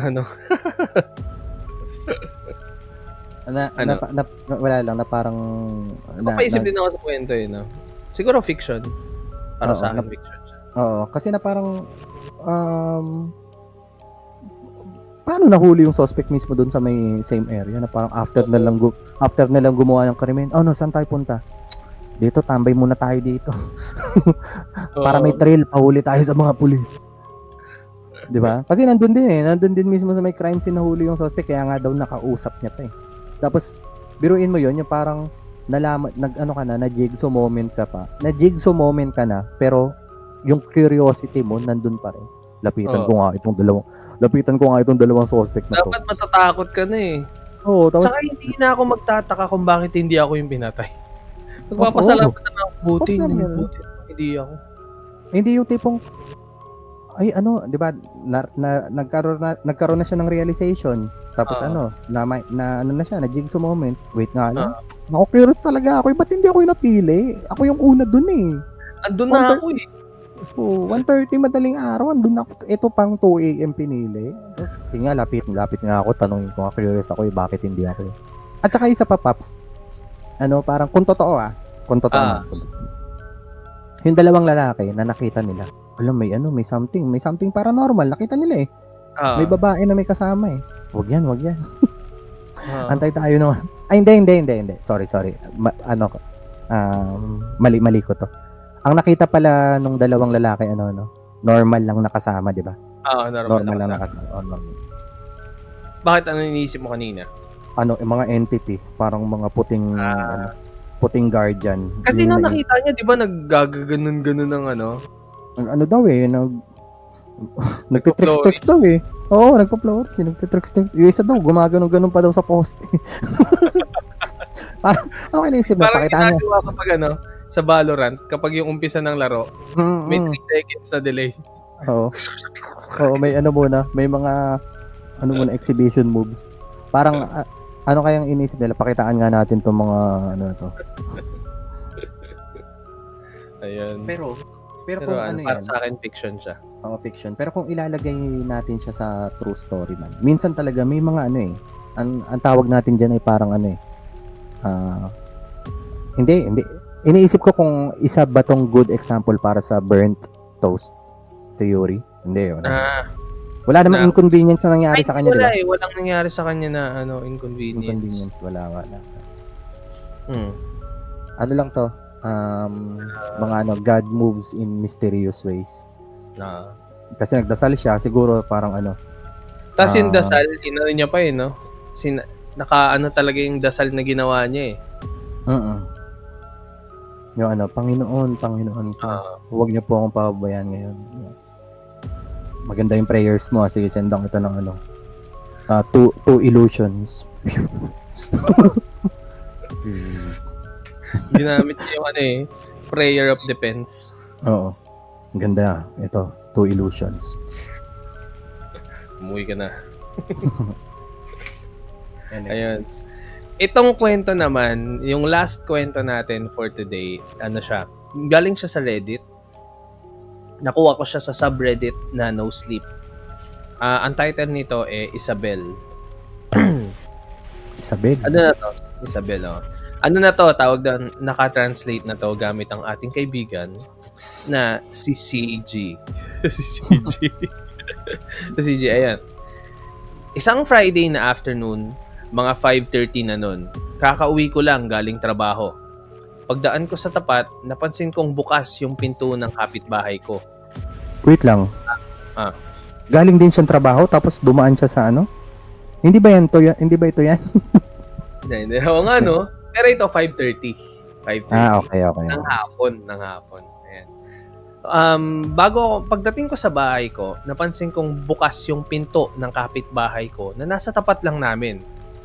Akala ko lang nagbababa siya ng gamit galing sa kotse niya or kung ano man. So pumasok lang ako sa bahay. Tuloy sa normal kong after work routine. Nag-jogging muna, tapos nagluto ng dinner para sa amin ni Alice, yung asawa ko. Pero nung gabi na, dun lang ako nagsimulang kabahan. Nilalabas ko si Bailey, yung aso namin, para sa huling lakad niya para sa araw na yon. Parang iniikot niya dun sa street nila. Dapit hapon na, yung oras na paborito kong maglakad-lakad kasi hindi pa totally madilim pero malamig na yung hangin. Nilagyan ko ng tali si Bailey habang tumatalon-talon siya sa sobrang excitement. Tapos lumabas na kami. After a few seconds, napatingala ako. Bukas pa rin yung pinto ng bahay ni Isabel, yung kapitbahay ko sa tapat. Weird pa kasi andun naman yung kotse niya sa driveway. Pero sobrang dilim ng loob ng bahay. Walang kahit isang ilaw. Tumuwid ako ng kalsada. Si Isabel, mga mid-20s siguro, mabait naman pero hindi kami ganun ka-close. Minsan, nagpapalitan kami ng mga ulam, tapos hanggang dun lang yung interaction namin. Pero nung nakita kong bukas yung pinto niya ng ganun, parang medyo kinabahan ako. Paano kung may nangyari sa kanya? Pag-akyat ko ng konti sa driveway, biglang tumigil si Bailey. Ayaw niya nang gumalaw. Nakatitig lang siya sa bahay. Alertong-alerto. Hindi naman siya nagga-growl, pero parang ayaw niya talagang lumapit. Tinawag ko siya. Hinila ko pa yung tali niya, pero wala. Kaya tinawag ko na lang si Isabel mula sa labas. Isabel? Si Brian to. From across the street, naririnig mo ba ako? Tahimik. Tapos after a few seconds, may boses na lumabas mula sa loob ng madilim na bahay. Oy, Brian. Sabi niya, tapos umubo pa ng konti. Sabi niya, sorry, nasa kalagitnaan ako ng hapunan. Anong meron? Medyo nakahinga ako ng maluwag. Sabi ko, sorry ha. Napansin ko lang kasi bukas yung pinto mo. Baka nakalimutan mo. Tumahimik ulit sandali bago siya sumagot. Oh, salamat sa pag-check. Alam ko, oo. Ang init kasi ngayon kaya gusto kong pahanginan. Sasarado ko din mamaya. Sumagot naman ako na, okay, sige. Good night. Sabi niya, sige, ikaw din. Tapos naglakad na ulit kami ni Bailey. Umuwi ako ng kampante na okay si Isabel. Kinabukasan, Sabado. Chill na araw. Nagising ako mga alas 10 ng umaga. Kumain ng breakfast na niluto ni Alice. Tapos tumambay kami sa likod ng bahay kasama si Bailey. Maulap buong araw. Tapos mga around 3 p.m., umulan na kaya pumasok kami. Habang si Alice, kausap yung ate niya sa telepono. Ako naman nagbukas ng TV. Pero bago pa ako maupo, napatingin ako sa bintana. Napansinin ko na bukas ulit yung pinto ng bahay ni Isabel. Napaisip ako, bukas na naman o baka hindi niya talaga sinarado kagabi? Lumapit ako sa bintana, lumalakas na yung ulan. Tapos dahil sobrang dilim nga ng paligid kasi umuulan, parang gabi na. Pero kahit ganun, walang kahit isang ilaw na bukas sa loob ng bahay ni Isabel. Sobrang itim ng loob, parang hindi pinto. Kasi 'di ba bukas nga yung pinto, so parang black lang talaga. Pitch black. Oo, pitch black. Kundi parang hindi siya pinto, parang butas lang sa dingding. Napatingin ako kay Bailey. Nakahiga siya sa sofa pero nakatitig din sa labas. Tapos nung tumingin ako sa kanya, saglit lang, kasi bumalik agad yung tingin niya sa bahay sa tapat. Sakto, pumasok si Alice sa living room. Medyo weird yung ngiti niya. Sabi niya, medyo weird yung usapan na yun ah. Sabi ko, bakit? Anong sabi ng ate mo? Sabi kasi ni ate, may nakita daw siyang babae na sumisilip sa bintana ng bahay nila a few nights ago. Sabi niya, ha? Creepy no? Hindi lang siya ha. Marami na raw nakakita ng ganon sa mga bahay nila. Walang nananakawan, walang nasasaktan, pero ang weird lang. Kaya siguro mas mabuti kung siguraduhin nating nakalak lahat mamayang gabi. Napaisip ako. Tinanong ko si Alice kung ano daw yung itsura nung babae. Nag-aatubili siya saglit bago nagsalita. Well, sabi ni ate, medyo matangkad, sobrang payat. Akala nga niya lalaki nung una. Tapos yung muka, parang sobrang hapit ng balat. Tapos yung mga mata, sobrang lalim ng hukay. At nung napansin niya na nakita siya ni Clara, ngumiti daw bigla. Pero sabi daw ni Clara, yung ate niya, parang masyadong marami yung ngipin niya. So kinilabutan siya, pati ako, nung nakwento niya yon. Sabi ko, love, bukas ba yung pinto ni Isabel kaninang umaga? Sabi niya, parang oo. Sabi ko, sige, pupuntahan ko na lang siya para sabihing mag-ingat. Sinuot ko yung raincoat ko tsaka lumabas. Pagdating ko sa sidewalk, biglang tahol ng tahol si Bailey sa loob. Paglingon ko, nakasampa siya sa bintana. Halos di mapakali. Si Alice naman, pilit siyang pinapakalma pero hindi rin nagtatagumpay. Tumawid ako. Huminto ako sa tapat ng porch ni Isabel at medyo nakinig muna. May naririnig akong tunog sa loob. Parang yung tunog ng pagpunit na parang basa yung pinupunit. Parang may tinatanggal na kung ano. Hindi ko makita yung loob kasi sobrang dilim. Tapos, may nagsalita. Sabi, Brian? Sabi ko, hi, si Brian pala ulit to. Hindi ko man lang napansin kung paano niyo nalaman agad na ako yon. Sabi ko, sorry ha, pero gusto ko lang sabihin may mga kakaibang nangyayari raw dito sa neighborhood natin. Baka mas maganda kung isara mo yung pinto mo ngayon. Tahimik lang.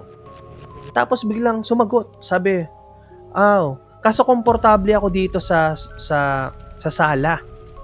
Bakit hindi mo isara yung pinto para sa akin? So ayun, medyo napakunot noo ako. Sa couch? Akala ko ba kumakain siya? Tapos sobrang lapit ng boses niya na parang nasa tabi ko lang. Umakyat ako sa porch. Alam ko na may switch malapit sa pinto nila, so naisip ko na sige, i-on ko na lang yung ilaw para makasigurado. Huminga ako ng malalim. Pinasok ko yung kamay ko sa loob at parang alam mo yun, pagpasok ng kamay ko, normally makikita mo pa rin pero doon sobrang dilim daw. So, pagpasok niya, bago niya maabot yung switch, may nahawakan akong parang balat ng tao. Mainit, malambot. So bigla niyang hinila yung kamay niya. Napatanong ako, sabi ko, Isabel? Tapos mula sa mismong harap ko, may narinig akong tawa. Mababang tawa, paos, at hindi siya boses ni Isabel. Bago pa ako makagalaw, may narinig akong mga yabag, mabilis, papalayo. Parang may tumatakbong papunta sa likod ng bahay. Inabot ko ulit yung pader kung nasaan yung switch at sa wakas nahanap ko. Pagka-on ko ng ilaw, nakita kong normal lang yung entryway. May coat rack, may sapatos, lahat. Pero nung lumingon ako sa kaliwa, papasok sa living room, doon ko siya nakita. Si Isabel. O kung ano na lang yung natira sa kanya. Hindi ako makagalaw, hindi ako makaisip.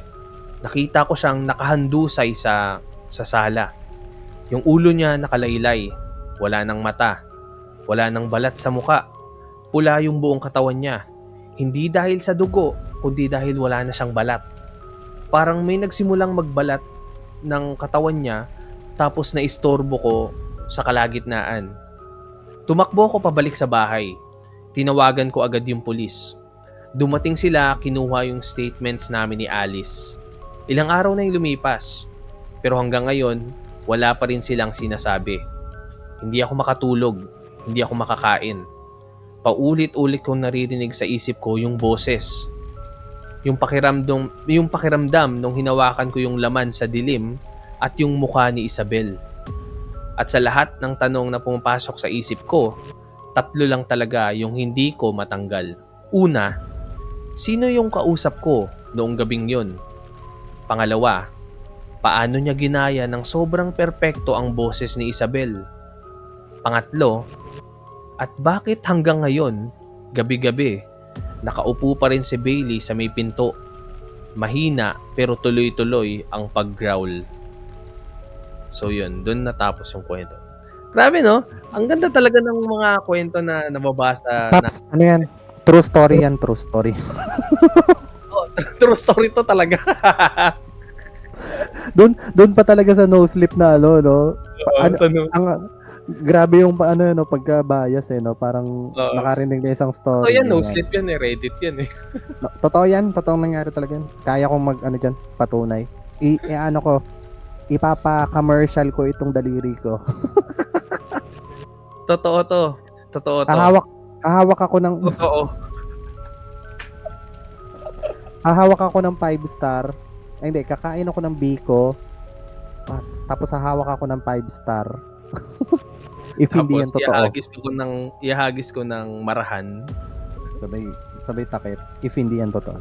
Hindi, biro lang. Hindi, magaganda nga yung stories sa No Sleep. Kahit ano siya, kahit yung iba diyan is work of fiction lang. Ang ganda kasi ng way ng pagkakakwento since detailed. Habang kinukwento mo nga, na-imagine ko ganyan.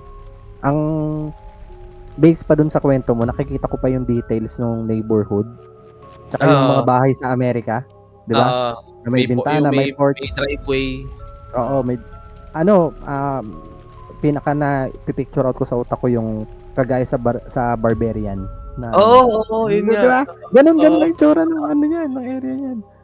Yung dikit-dikit na bahay, tas may porch, may bintana, may driveway. Ganyan ano kaya ito? Skinwalker? Di ba Skinwalker yun yung nangunguha ng... Hindi, nakaupo lang daw sa couch eh. Hindi yan. Hindi siya skin sitter. Hindi ko. Hindi siya nag-ano eh. Hindi, parang yan, feeling ko minodify yan sa isang kwento. Hindi, may narinig na kasi ako na hindi naman super parehas pero almost similar. Yung wallpaper na kwento. Paano naman? Ano yun? Lumipat sila sa No Sleep yan? No Sleep din? Hindi ko alam kung saan to galing pero syempre, Amerika na naman. Hanap bahay, nakakita ng mura, binili agad. Regardless kung ano man yung history ng hayop na bahay na yan, basta mura. Punta natin, bilhin tayo. Tapos may wallpaper, may weird na wallpaper na nababalot sa bahay. Tapos parang may instance ata na napunitan. Tapos sinubukang baklasin. Pagtingin, ba't may date? May date doon sa kapirasong napunit. May ano, may? May date. May nakasulat na date. Date, oo. May date. Curious, tinanggal. Ang dami tinanggal. Binaknas yung buong wallpaper, tapos ang dami mga nakalagay na date. Tapos, sabi, nung nireport nila sa police yun, balat pala ng tao yung ginamit ng wallpaper dun sa bahay. Tapos So, yung mga date, na nakalagay is kung kailan pinatay. Fiction lang naman din. Hindi naman siya true story. Pero kasi parang similar dyan since may wallpaper nga, may balat. Ganyan. Pero syempre, at saka ang isa pang dito, makakapagpatunay na fiction, yung common na eksena, yung nakakita ng bahay na mura regardless sa history. Tara, lipat tayo doon. Lipat tayo, mura eh. Oo. Itong bahay na mapapaisip, no? Kung bakit ang mura? Oo. Tsaka kunwari, kung sabihin man yung history, itong bahay kasi na ito ay parang meron ng 3 family na tumira dito before. Pero lahat sila namatay sa isang misteryosong dahilan. Pero mura to. Ha? Go, okay lang, go kami dyan. Kami yung sunod. Mura eh. Di ba? Ngayon ang mga setting ng mga American movie. Pero sa atin dito, Paps, napaisip lang ako. Ano nang nangyari sa bahay? Yung bahay sa Zapote Street. Ano na siya ngayon? Ano ba yung bahay sa Zapote Street? Sa Kisap Mata. Ano Kisap Mata ni Charo Santos. True crime story kasi yan. Na yung airpods inubos niya yung pamilya niya. Pamilya niya dahil sa selos. Si Charo Santos kasi doon nag-asawa, pinakasalan. Ngayon, sa selos, inubos niya. Tapos parang kung i-observe mo ng maigi yung movie na yon, yung film na yon, kaya siya naging disturbing way back nung 80s kasi parang may hint doon na kaya pala nagselos yung tatay is may something silang dalawa nung anak niya. What? Oo, may incest na involved. Pero hindi masyadong giveaway dun sa film Kasi na-curious ako dyan. Implied lang? Oo, na-curious kasi ako dyan. Sabi, disturbing daw sobra yung Kisap Mata yan. Knowing ako, sugal talaga ako ng oras ko. Yun nga, since way back 80s, hindi pa naman open ng mga tao sa issue ng incest. Masyado pang sensitive ang topic na yan. May isang eksena doon na parang hinawakan niya yung kamay ni Charo. Pero yung hawak, hindi yung hawak ng tatay para sa isang anak.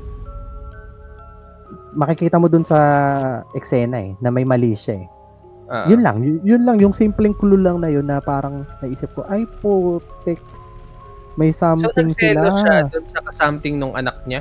Nung asawa, dun nagselos sa asawa, nagpakasal na yung anak niya Di ba tatay? So, isipin mo, akala ko, ang pagkakaintindi ko kanina, yung asawa nung tatay, na nanay ni Charo, dun siya nagselos. Ay, hindi.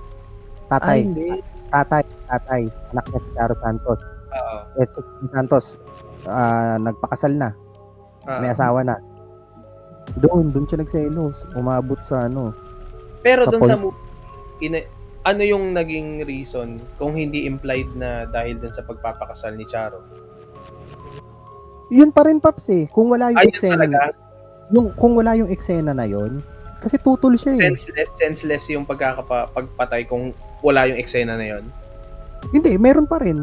Dun sa mga eksena na hindi niya pinapayagan si Charo Santos na dun tumira. Gusto niya dun sila mag-asawa. Parang nababantayan niya, nakikita niya. Oo.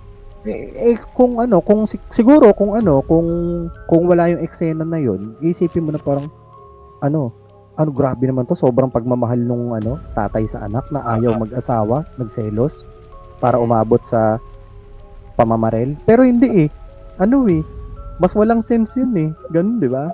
So ibig sabihin, may na involved. May gravity yung scene na yun. Pero ang nakalimutan ko dito, Paps, yung parang pinaka-eksena kung paano umabot dun sa dumampot siya ng baril at pinagbabaril niya. Kasi siyempre may tension muna naganap nun nakalimutan ko yung eksena na yun eh. Pero before that, ano kasi Paps to, 'di ba ang haba ng story? 'Di ba yung Kisap Mata? Nag-umpisa sa family, tapos pinapakita yung background ni ano, tapos nagpakasal, may ano pa, may eksena pa sa kasal, kainan, sayawan.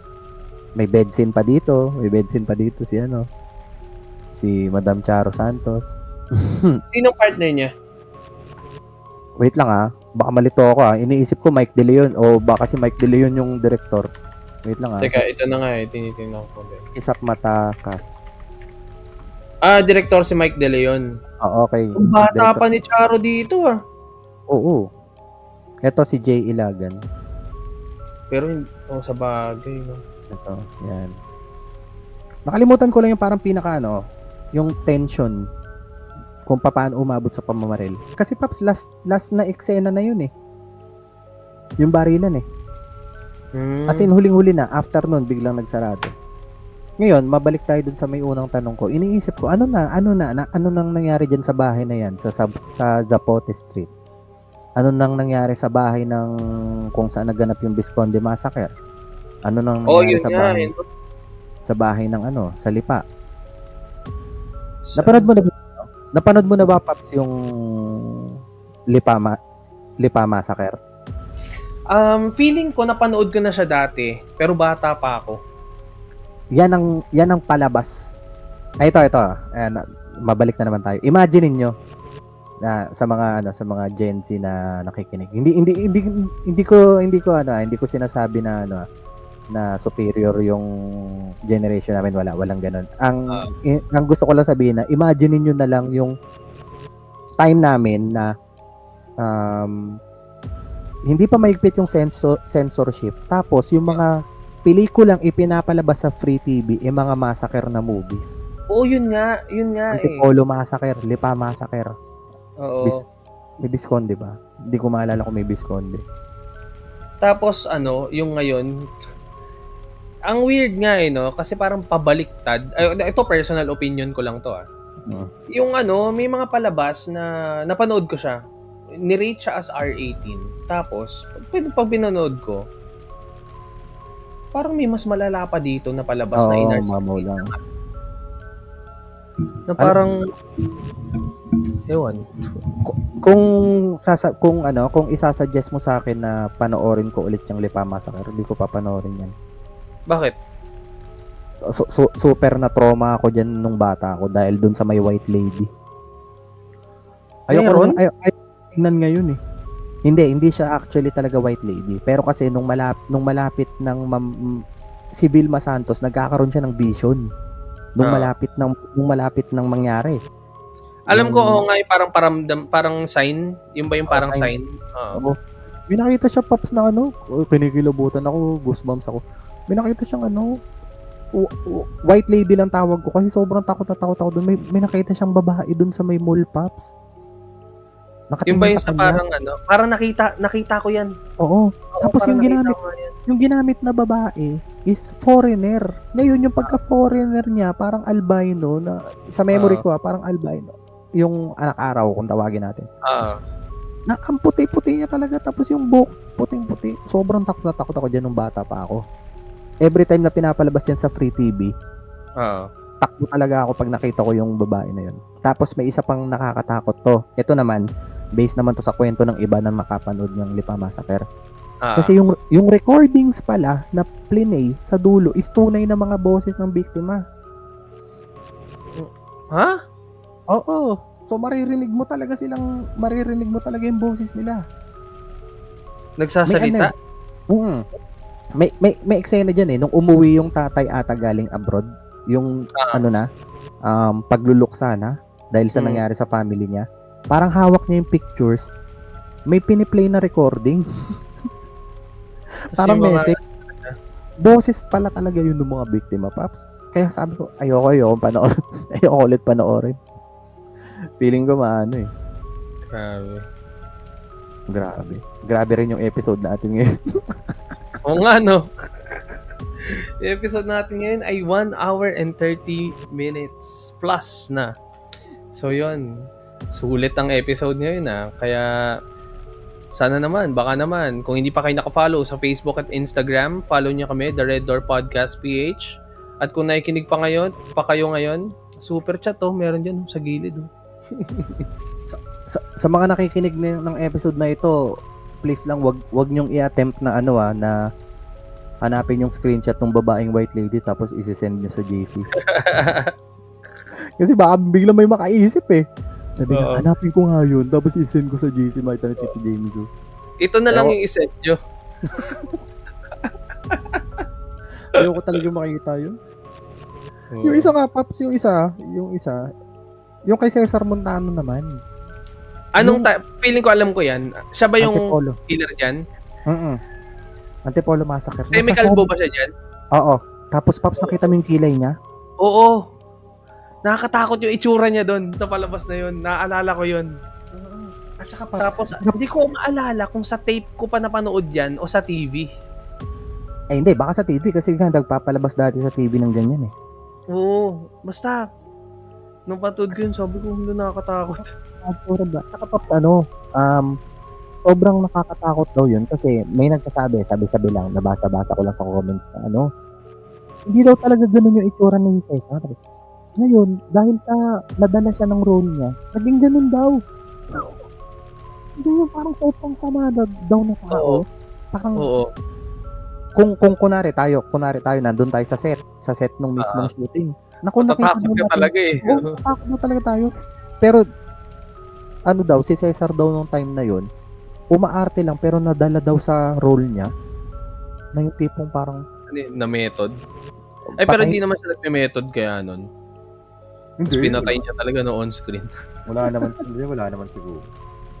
Parang, lapit kayo, tagayin ko kayo. Parang ganun daw eh. Yung itsura niya. Anyway, search nyo na lang. Oo. Yung itsura ni Cesar doon. Hindi ko alam kung saan ko pa pwedeng mapanood yung mga yan ngayon. Kasi parang titiisin nyo lang talaga yung quality. Kasi nanood ako ng ganyan, Paps. Ang weirdo ng mga transition noon dati. Yung parang biglang may cut tapos next scene na. Doon ako na-weirdan. At saka yung babad nung eksena. Oo, yung parang Yung pacing. yung maglalakad lang siya mula dito hanggang doon. Kukuhanan yun lahat. Abutin pa ng ng kakainan pa ng 1 minute. Pero yung pero kinaya ko naman panoorin sa yung Visconde tuloy yung ano nga ba yung kay Claudine? Full memory na kasi ako. Ano yun? Claudine Calvento Files, the movie. Alam mo, hinahanap ko yan. Saan pwede mapanood ngayon yan? Sa YT, meron. Pero hindi pa labo eh. Oo, hindi pa digitally restored. Hindi pa nire-restore. Tingnan ko nga kung Calvento wala. Files. Hindi nakalagay dito kung saan napapanood eh. Sa Balintuwad? Ano ba yung Balintuwad? Yun yung segment. Dalawang story. Yung isa yung kay... Inay May Momo tsaka Balintuwad. Ayan, yung Balintuwad yung kay Claudine. Kay Charmaine Arnaiz yung pangalawa. Yung Inay May Momo. Tungkol saan tong Balintuwad? Tsaka bakit Balintuwad?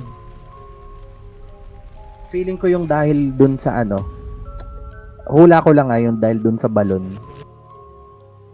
Ay, hindi ko pa Ano ba ang exact meaning ng Balintuwad? Para sa akin parang natihaya nadapa ng natihaya. Hindi na niya ipapsa. Sa akin natumba ng nakatihaya Balintuwad.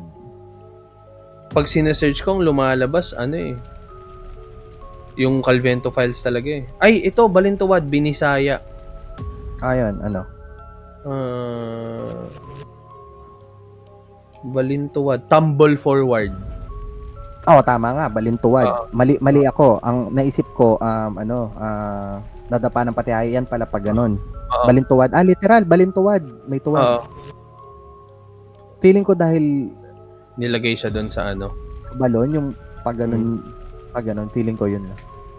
Kasi, alam mo naman kung ano yung nakaka-trauma dyan, Paps. Nung inangat yung bangkay. Pinakita? Oo. Tapos, may nagsasabi, hindi to confirm. Gawan ko ng research. Yun yung actual. Oo, na yung ibang, hindi, yung ibang eksena na nilagay dun sa may movie is mismong eksena nung dinadampot yung bangkay. Shit. Police files. Oo. Sumugod yung mga pulis dun sa crime scene kasi nga nakita yung katawan dun sa may balon. Inangat. Oo. Hinalo dun sa movie. So, ibig sabihin, may mga eksena daw dun sa movie na yun talaga yung tunay na footage nung inaangat yung bangkay. Pinakita yung bangkay, Paps. Bloated. Kay Claudine. Hindi to bangkay ni Claudine. Ay! Oo, tama. Si Claudine nga ba? May mukha ni Claudine. Hindi, bloated, Paps. Bloated talaga. Hindi ko napapanood to ah. Ano, yung... Nakakita ka na ba ng bloated? Ewan ko, baka kinalimutan ko na. Kasi, di ba, nung time na pinapaano mo ako ng yung mga nasa Reddit, di ba? Parang may nakita ako na isa. Hindi ko alam kung bloated ba yun, yung nasa bathtub siya. Ako kasi nakakita na ako ng bloated sa sa Band in Asia na collection.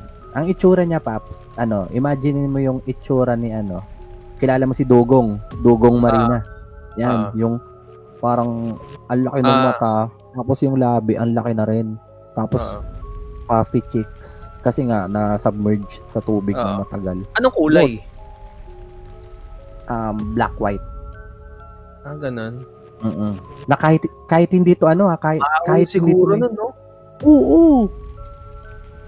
Kasi parang siguro sumingaw na rin yung ibang nun eh. May instance pa nga ng bloated tas pumuputok yun tiyan eh. Imagine mo ano yung amoy nun. Boomer Gas yun. Parang ganyan, di ba? Boomer? Anong boomer? Ito. Anong klase boomer? Wala. Sabi daw nila, daw yun. Yung bangkay daw na inangat, totoong bangkay daw. Pero kasi, kung ako, i-judge ko, hindi, prosthetics lang to. Maganda lang yung pagkakagawa, na ang weirdo nga lang sa paningin. Pagka angat ba, walang balot? Wala. Bangkay kagad? Na matigas na, na, rigor. Fuck, pinakita talaga yon sa movie? Oo, tapos nung inilapag sa stretcher, Pops, may split second na nakita saglit yung muka. Kaya nakita ko na, putek, bloated. Saan ko kaya pwede panoorin to? Ay, ayan. Pops, meron na ata. Hindi. Puntahan mo sa YouTube yung Calvento eh. Puntahan mo sa YouTube yung Calvento files. Tapos hanapin mo yung wavelength. Ay, hindi. Ano bang term doon? Hindi, Pops. Nakalagay yung dito. May comment. Ano? Timestamp. Tapos, alam ko ito yung hinahanap nyo. Ito. Timestamp. Tapos skip nyo na lang. Ano? Kita mo? 24 minutes. Wait lang. Hanapin ko. Nakita mo yung bloated. Saan ba yun? Ba't nawawala pag kinatin? Pero, sige, papanoorin ko ito mamaya. Ano yung sinasabi mo, Paps? I-search ko sa YouTube tapos? Hindi, wala. Yung kasi di ba merong feature sa YouTube na makikita mo yung most viewed kung anong timestamp. Anyway, so yun na. Sobrang haba eh. Hindi, binit lang namin yung episode na kasama si Jez. Ang haba kasi nun eh. Ilang minuto pa yung kay Jez? 1 and 20 something. Wala pa eh. Tama mo, parang konti na lang. Magdadalawang oras na. Pero 1 and 40 na to, nalaglabit na. Hindi, iniisip ko kasi, di ba may nagsasabi, pwede po bang 2 hours yung episode nyo? Pwede, actually, pero... Pwede naman kung kung nasa mood kami. Kasi may time, andito na yung luxury of time sa amin ngayon. So, ayun, so closing na agad. Closing namin. Ito. Ayun. Maraming salamat pala kung nandito ka pa at nakikinig ng The Red Door Podcast episode. Anong episode to? 16. Episode 16. Ayun. Grabe, ilang episode ba yung season 4 natin? Dami. Hindi, tingin mo ilan? Mag-iilan tayo? Ikat natin to ng Ikat natin to ng 24. 24, sige. After nun, season break. Tapos, season break ng mga 5 years, ganon. Hindi, season 5 na, season 5. Papag-usapan natin, mag-season 5 tayo, tapos tingnan natin kung anong maisip natin na bago.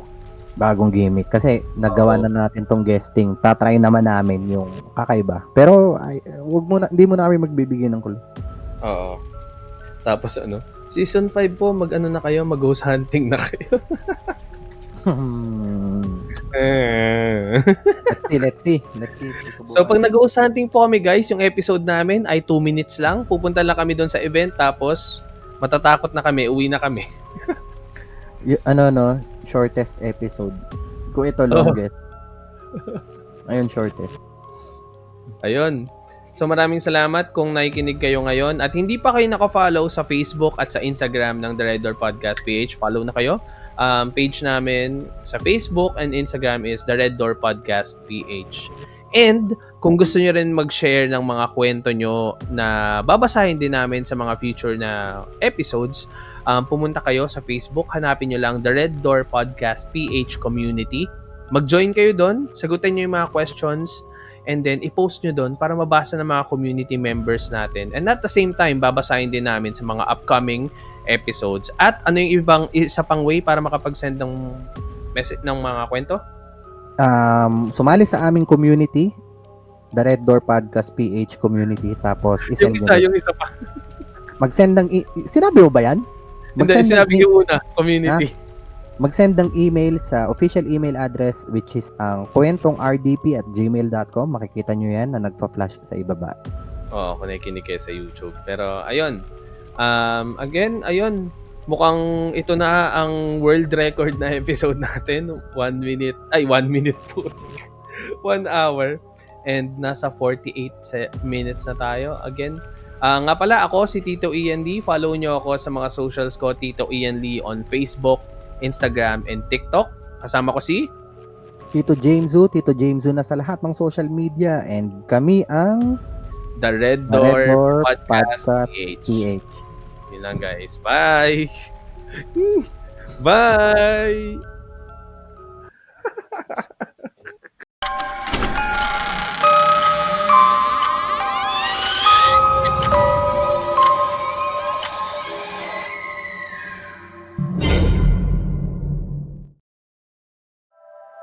The opinions of podcast creators, hosts, and guests are not necessarily reflective of the official stance of the Pod Network Entertainment, its hosts, or other network programs. The content created by the people behind the podcast is personal and not meant to harm any religion, ethnicity, group, organization, company, or individual.